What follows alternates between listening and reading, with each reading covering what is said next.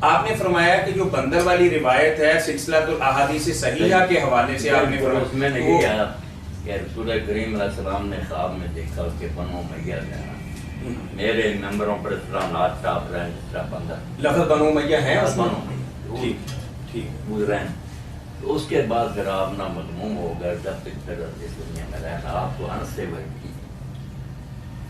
یعنی یہ روایت بھی درست ہے اور نام بھی جو آپ لے رہے ہیں جس گروہ کا وہ صحیح ہے. بالکل اگر حوالہ درکار ہوگا نا پھر مسجد میں کہیں وہاں نا سارا سیٹ ٹھیک ہے ٹھیک ہے نکال دیں گے. ٹھیک ہے. حضور غمگین ہی یہ تختہ اٹھ جائے گا جن کی وجہ سے اسلام غالب آیا وہ نیچے چلے جائیں گے مہاجر انصار، اور یہ مکہ فتح ہونے پر جنہیں معافی ملی یا ساری عمر مخالفت کرتے رہے حضور کی یہ غالب آ جائے.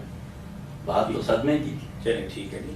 مولانا ایک روایت کے حوالے سے آپ سے استفسار کیا ہے لیکن یہ انہوں نے بھی حاشیہ پر لکھ دیا.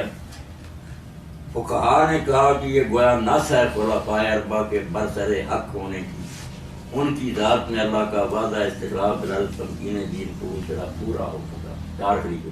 البتہ امیر معاویہ رضی اللہ عنہ اس زمرہ میں شامل نہیں کیونکہ وہ نزول وقت تک ایمان نہیں لائے تھے اور نص میں ان کی جانب اشارہ نہیں.